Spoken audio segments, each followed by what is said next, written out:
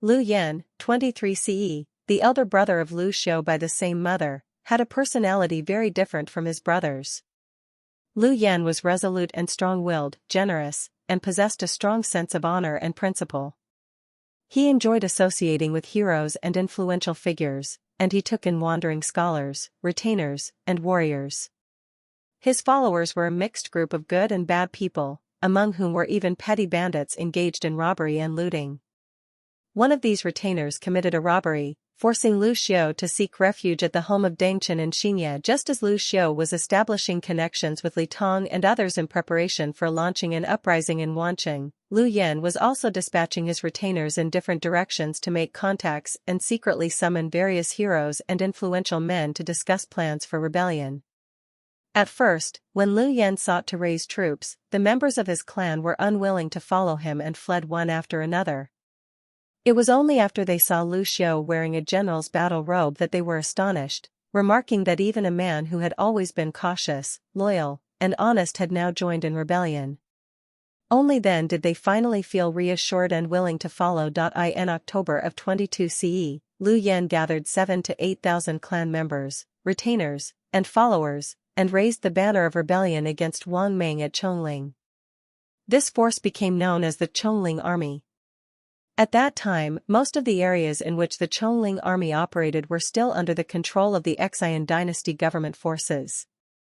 The Chongling army was isolated and weak, and the situation was extremely dangerous. Before long, however, the Chongling army allied with a branch of the Lulan army led by Wang Quang and Wang Feng, a force known as the Xinshi army. From then on, their combined strength grew steadily as their numbers increased. Fighting together against Wang Mang's government troops, they won repeated victories and soon gained great fame. In November of 22 CE, the allied forces led by Lu Yan were advancing with unstoppable momentum.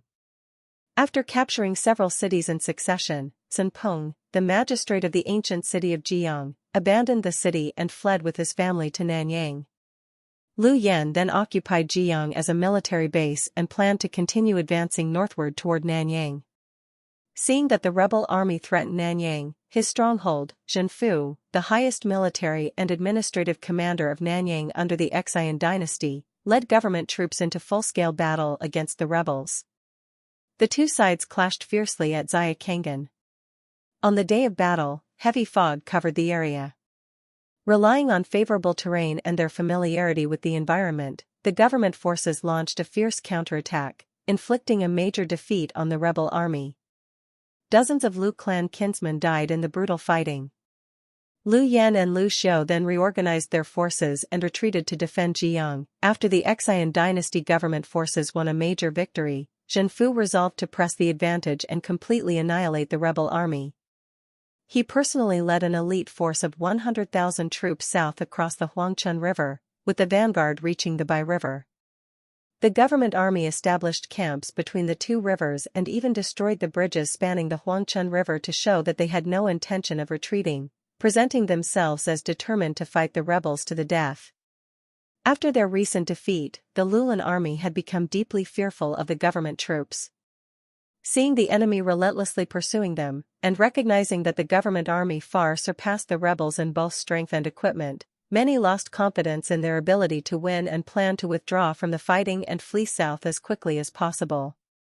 Lu Yan and Lu Xiu discussed the situation and realized that if their allied Lulan forces retreated, the Chongling army under their command alone would have little chance of defeating the enemy. The only reliable strategy was to stabilize their allies, unite their forces, and resist the government army together. At that very moment, another branch of the Lulan forces, the 5,000-man Shigong army led by Wang Cheng and Qingdan, was advancing northward and had just arrived nearby. Lu Yan resolved to persuade this force to join the battle, both to strengthen their military power against the government troops and to steady the wavering morale of the other two Lulan armies. Accompanied by Li Tong, the Lu brothers traveled to the Shigong army camp. Lu Yan, together with his brother Lu Xiu and Li Tong, went to the base of the Shigong forces. Lu Yan said, "We wish to meet one wise general of the Shigong army to discuss important affairs." Qingdan and Zhang jointly recommended Wang Cheng. Lu Yan then explained to Wang Cheng the advantages of forming an alliance. Wang Chang suddenly came to a realization and said, Wang Mang usurped the throne and tyrannized the world. The people long for the restoration of the Han dynasty, which is why heroes everywhere are rising up. Now the revival of the Lu family is the will of the true mandate of heaven. I sincerely wish to devote myself and contribute my strength to help accomplish this great cause. Lu Yan replied, if the mission succeeds, how could we dare to enjoy it alone? Deeply convinced, Wang Chang was won over both in words and in heart.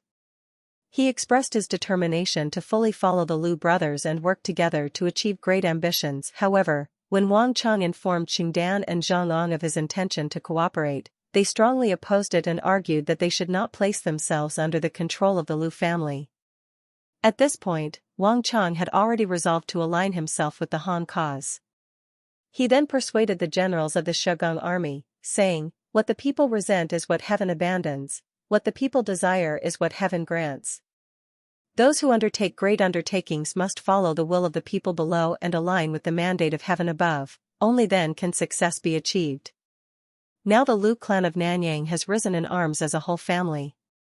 From observing those who come to discuss matters, all possess profound strategy and foresight. A man of such talent, if we unite with him, will surely accomplish great deeds. This is precisely heaven's way of aiding us. His words convinced the Shogong generals, and their change of attitude in turn influenced the two other Lulin forces, the Xinshi army and the Pinglin army. The three rebel forces resolved to unite with the Nanyang army led by Lu Yan and Lu Xiu, and to fight together in joint resistance. Lu Yan and Lu Xiu were greatly pleased. They held a grand feast for the soldiers together with the Lulin leaders, established a formal alliance, rested for 3 days, and at the same time formulated a detailed and carefully planned strategy for the coming battle. In January of the first year of the Gingshi era, 23 CE, Lu Yan divided his entire army into 6 units. Under the cover of night, they advanced along multiple routes and launched a coordinated pincer attack, successfully capturing the government army's logistical base and seizing all its supplies and baggage. At dawn the next day, Lu Yan and his brother Lu Xiu led troops in an attack on the forces of Zhen Fu from the southwest, while the Shegong army attacked the troops of Liangqiu Ci from the southeast. The two sides fought desperately in a fierce battle that lasted until breakfast time. Liangqiu Ci's formation collapsed first, and his soldiers fled in panic. Seeing this, Zhen Fu's army immediately lost the will to resist and also broke ranks and fled. The rebel forces pursued them relentlessly. The fleeing government troops were driven to the banks of the Huangchun River, where they had no bridge to cross and no strength left to fight. Nearly 20,000 were killed or drowned in the chaos, and both Zhen Fu and Liangqiu Ci were also killed. This battle marked a major victory achieved through the cooperation of Lu Yan's brothers and the Lulin forces. It not only annihilated the elite Xian dynasty army in Nanyang, but also captured a large quantity of weapons and provisions. More importantly, it made all the Lulin forces fully recognize the outstanding military strategy and command ability of Lu Yan and Lu Xiu, earning their wholehearted admiration and submission. Lu Yan led the Lulin forces, taking advantage of their victory, and advanced north with his army, directing his spearhead straight toward Wancheng. There they encountered government troops commanded by Yan Yu and Chen Mao. Yan Yu was a capable general of the Xian dynasty court. After arriving in Jingzhou, he recruited soldiers and horses, using local forces as the backbone, and quickly organized a relatively strong fighting unit, which had achieved some victories in battles against the Lulin army. After Lu Yan's forces defeated the armies of Zhen Fu and Liangqiu Ci, Yan Yu and Chen Mao rushed to reinforce the area, preparing to engage in a decisive battle near Wancheng. Lu Yan showed no fear and resolved to meet the enemy with full strength. He arranged his troops, swore an oath before his soldiers, burned their supplies, smashed cooking vessels to show there was no retreat, and then advanced with beating drums. With determination to either die or win, and overwhelming courage, Lu Yan personally led the entire army in a full charge. A fierce battle broke out beneath the city of Yuyang. The rebel army fought with extraordinary bravery, facing 10 times their number, and became increasingly fierce in combat, killing 3,000 enemy soldiers. Riding on their victory, they pursued the fleeing enemy and completely surrounded Wanqing. After this battle, Liu Yan proclaimed himself Grand General Pillar of Heaven, and from then on his fame spread widely. When Wang Mang learned of Liu Yan's name and achievements, he publicly offered a huge reward. Anyone who killed Liu Yan would be granted a fief of 50,000 households, 100,000 jin of gold, and the high-ranking position of Grand Duke. He also ordered that portraits of Liu Yan be displayed in all government offices in Chang'an and in every village and township office throughout the empire. Soldiers were required to shoot arrows at these images daily to vent their hatred.